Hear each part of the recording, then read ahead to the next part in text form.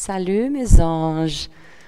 Vamos fazer mais uma aula aqui. É mais aula do que exercício, para ver se você entendeu como é que funciona essa nova ferramenta matemática.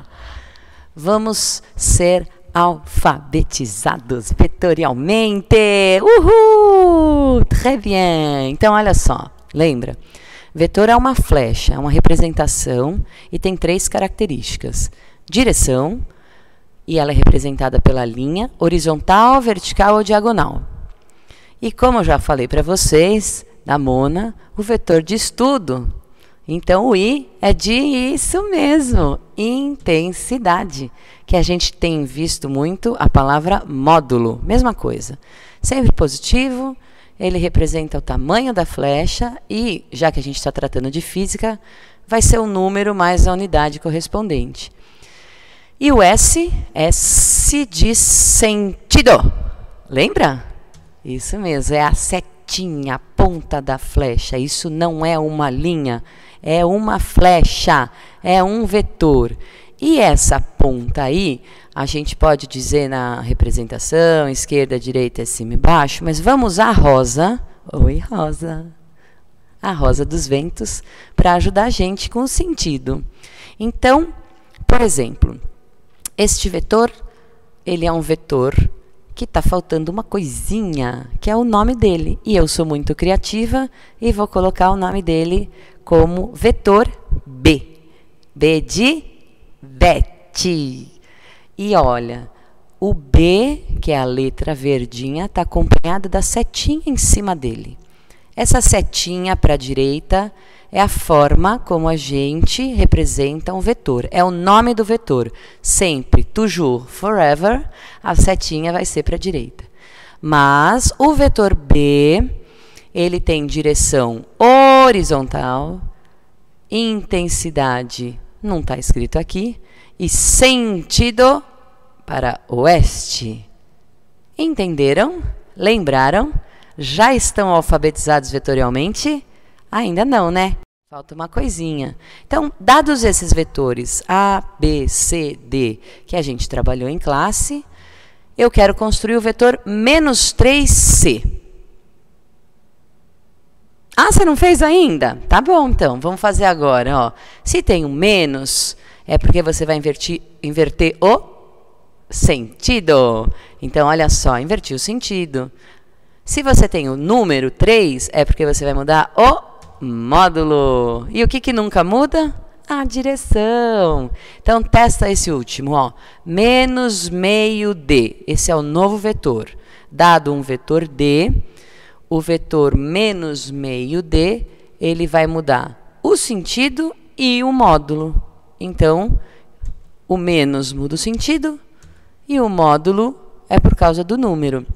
Então, o vetor menos 3C é um vetor que tem direção diagonal, sentido, a gente vai adotar entre oeste e sul, então vamos chamar sudoeste, e módulo 6 metros. O vetor menos meio D é um vetor horizontal, que é a direção dele, o sentido leste e o módulo meio metro. Porque a gente está trabalhando aqui na física, então nós vamos deixar a unidade em metros. Agora sim, alfabetizados vetorialmente. Mas, Beth, para que a gente vai usar esses vetores? A gente vai usar esses vetores para poder agrupá-los e para a gente poder trabalhar agora o resto que falta nessa unidade, que é uma situação, por exemplo, você num chão que anda, você correndo na esteira, na escada rolante. Lembra dos exemplos? Lá do Bob, isso mesmo. Então, olha, temos 2 métodos para somar vetores, ou para agrupar vetores. Então, eu tenho aqui a rosa dos ventos, um aluno e uma aluna me ensinaram que para você lembrar, você tem que usar essa frasezinha aí. E aí eu tenho o vetor B e o vetor E. Por que você pôs essas 2 letras? Porque B de Beth e E de Elizabeth. Que sou eu mesma. Então, olha só, a regra do polígono é uma regra especial que eu amo, e a construção vetorial está escrito ali, ó, R é igual a B mais E. Tudo vetorial. Como que a gente lê, Beth? O vetor resultante de quem? Do vetor B agrupado com o vetor E. Então, primeiro eu vou desenhar o vetor B e vou colocar o módulo dele. Vertical é a direção dele, norte, o sentido, e módulo 2 metros. Na regra do polígono, eu construo em sequência. Desenho primeiro a primeira flecha, não é uma linha, e aí no final, na pontinha dessa flecha, eu desenho o segundo vetor. Quem é? O vetor E, que tem direção horizontal, sentido leste e módulo 3 metros. Então, imagina, você vai 2 metros para norte, 3 metros para leste. Você chega em nordeste. Esse é o vetor resultante. Presta atenção no jeito que eu escrevi. R com a flechinha em cima, porque ele é um vetor. Só que, e se eu construir primeiro o E? Mesma coisa, olha só o que vai acontecer. Eu não estou fechando, brincando de fechar triângulo, nem nada. Eu estou trabalhando com a composição vetorial.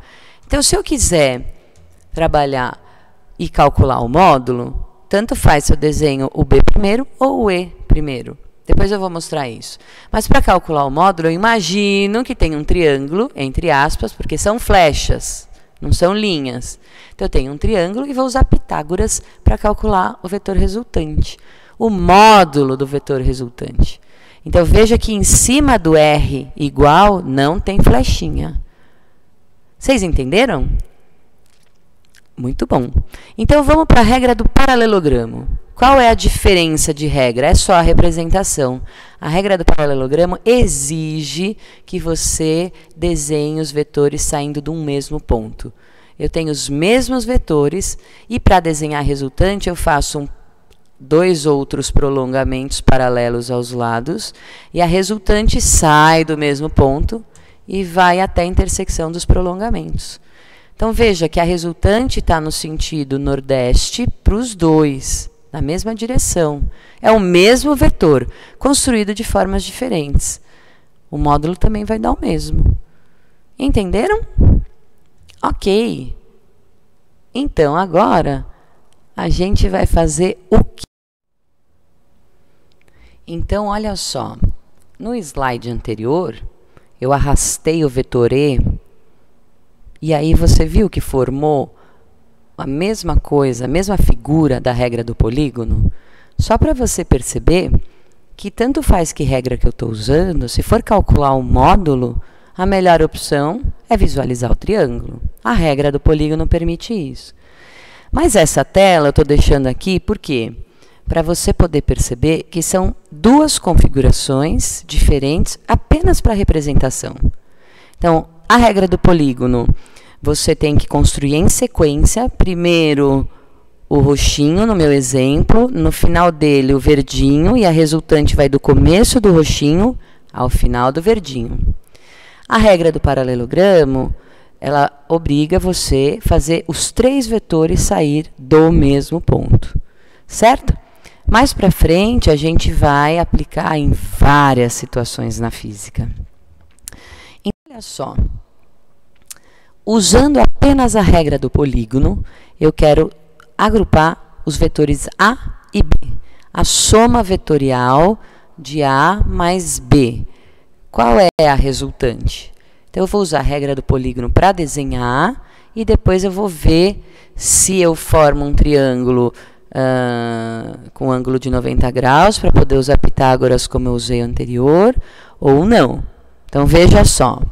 Desenhei o vetor A. Na ponta dele, desenhei o vetor B. Aqui está a resultante. A gente já explicou como fazer isso. Então, cuidado que as pontas das flechas se encontram. E aí, tanto faz, como eu disse, que a gente ia falar de novo, se eu desenho o roxo primeiro ou o verde. Então, se eu desenhar o B primeiro e depois o A, mas seguindo a sequência, eu vou ter a mesma resultante. Mesma direção, mesmo módulo e mesmo sentido. Tudo bem? São vetores. Como são triângulos retângulos, a resultante vem do Pitágoras. Eu tenho que visualizar esse triângulo interno. Mas agora vamos falar da física. Qual é a distância que realmente você percorreu? A distância que você realmente percorreu, você andou 2 metros para norte, 3 metros para leste. Então, a distância que você realmente percorreu foi de 5 metros. Mas lembra do deslocamento, que é posição final menos posição inicial? O deslocamento está representado pelo vetor resultante, raiz de 13 metros. E aí a gente vê que 2 mais 3, quando se trata de um vetor, não dá 5. A nova configuração, a nova resultante que eu quero é dos vetores, a soma dos vetores B mais C. Então, olha o que vai acontecer. Construir o vetor B, na ponta dele construir o vetor C, e a resultante vai da onde até onde? Très bien. Vai do começo do verdinho ao final do azul. Só que antes de desenhar essa resultante, eu quero que você fique mega atento ao ângulo entre os vetores. Eu sei que o vetor C forma um ângulo de 60 graus com horizontal.